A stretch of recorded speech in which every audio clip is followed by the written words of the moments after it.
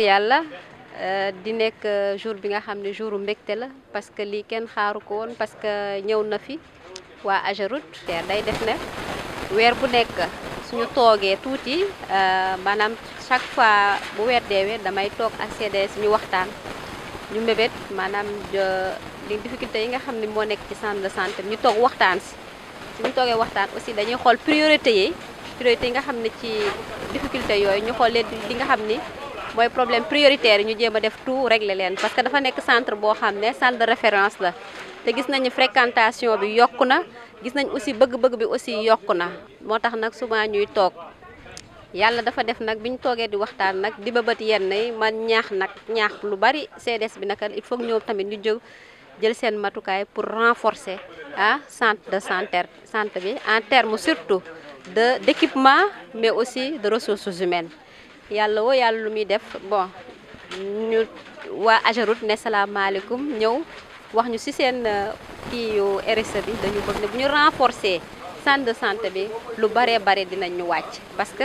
lépp lu ñu def dañ ko sukkandi woon ci plan d'action bi nga xam ne moom la ñu élaboré te plan d'action bi dafa amoon lu bari loo xam ne lu mu doon jël te c'était un défi loo xam ne défi la woon pour ñu rëdd ko defal ñu ko te defe naa ne incha allah bu soobee yàlla dinañ ko utiliser bi nga xam ne moo gën a utiliser bu nekk utiliser une bonne utilisation du matériel nit ñi tamit gis seen bopp population bi xam ne aussi fii tamit liggéey bi nga xam liggéey bu sell mi ngi fi xam ne mbëbët yi ñuy def ñu gën a aussi def promotion pour gën a aussi relever plateau de technique parce que gis ngeen ne département de Guédiawaye benn centre de santé rek moo fi nekk benn district kon laaj na tey ji ñun centre de santé ak postes yi nga xam ne ñoo nekk dans les structures dans les zones environnantes ñu mën a ñëw li nga xam ne bu ñu limité ñu mën a ñëw ci centre de santé bi wërsiku fa vraiment di remercier aussi à travers le médecin chef de district docteur Diop di aussi di remercier le comité de développement sanitaire di remercier aussi les bàjjenu gox ak tous les acteurs communautaires ñëpp ñi nga xam ne ñi ngi jugal seen loxo ci biir ndax lépp lu baax loo xam ne yéene nañ ko centre bi rek ñi ngi koy def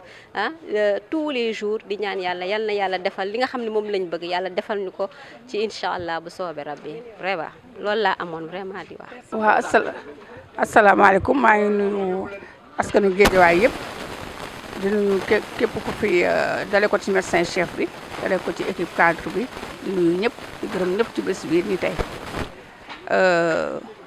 di nuyu nag suñu CDS bi nga xamante ne moo nekk fii ci district bi mu nekk monsieur Pape Faye ñu ngi koy nuyu bu baax a baax di nuyu nag le médecin chef bi nga xamante ne ñu ngi soog a egsi muy Ngindo Diop ñu ngi koy nuyu bu baax di ko dalal jàmm di nuyu tamit suñu médecin chef bi nga xamante ne mooy adjointe bi nekk fii muy docteur Mati Diouf di rafetlu bés bi tey rafetlu bés bi mooy matériel bi ñu gis nii matériel bu am solo la ndax képp ku nga xamante ne ñu ngi lay wax bàjjenu gox soo gisee matériel médical bi ñu distribuer ko ci yenn poste de santé vraiment dañ koy rafetlu bu baax a baax ñun bàjjenu gox parce que xam nañ ne Ageroute seen taxawaay moo doon defar pavé tali yeeg defar koñ yeeg yooyu mais tey ji ñu ñëw indil ñu don bi nga xamante ne macha allah am na lit médical am na ay tensiomètre am na lépp daal jumtukaay yu nga xamante ne ñu ngi koy soxla ci biir poste de santé ak maternité yore indil nañ ñu ko vraiment dañ koy rafetlu di wax ne don bi am na solo trop leneen rek xanaa lu ñuy gën a ñaax Ageroute di ko gën a ñaax en tant que président de bàjjenu gox bëgg nañ ñu ñëw pavel ñu suñu biir district bi suñu district sanitaire bi ngeen centre de santé bi vraiment bëgg nañu ñu ñëw pavel ñu ko su ko defee oto yi suñu fiy dugg accessibilité bi mën a yomb bu baax a baax sinon di leen ñaanal bu baax di leen gërëm di leen sant di dellu nag di wax ne mënumaa wax sans ma tudd le président de la république monsieur Macky Sall nga xam ne moom santé def na ci lépp lu nga xamante ne wax dëgg yàlla war na ko pour population bi mun ci gis boppam. di nuyu tamit suñu ministre de la santé di nuyu la présidente nationale des bàjjenu gox muy Adja Fat Diallo maa ngi koy nuyu bu baax a baax merci. boo mënta waxee bàjjenu gox ngay wax kon ñun bàjjenu gox suñ ñëwee recevoir doom bi àndandoog waa Ageroute àndandoog suñu waa centre de district sanitaire bu Guédiawaye ak population bi dañ ciy kontaan. day wax rek Ageroute moom kenn mënu leen a fay ñu ngi leen di nuyu bu baax di leen gërëm di leen sant ñu ngi leen di sargal ndax liñ ñu defal suñu mbégte la ndaxte boo gisee lii santé ko waral ak wérgu yaramu population bi te loolu ku ko def bàjjenu gox yi nga ci jàppale bàjjenu gox yi ñooy dem ci terrain bi ñooy dem ci kër gi ñooy jëli malade yi di indi bu ñu ñëwee fekk matériel bi ñu soxla am fi seen faju day yomb te oyof. ñoo ngi koy nuyu poste de santé yi fi ñëw 13 postes yëpp bu ci nekk yabal nga nit mu ñëwal la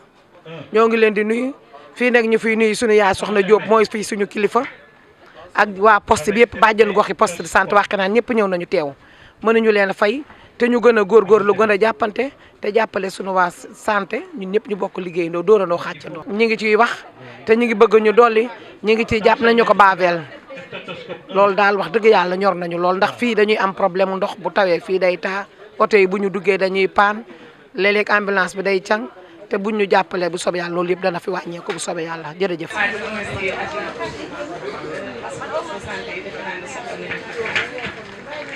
jàppale ci matériel jàppale nga leen ci faj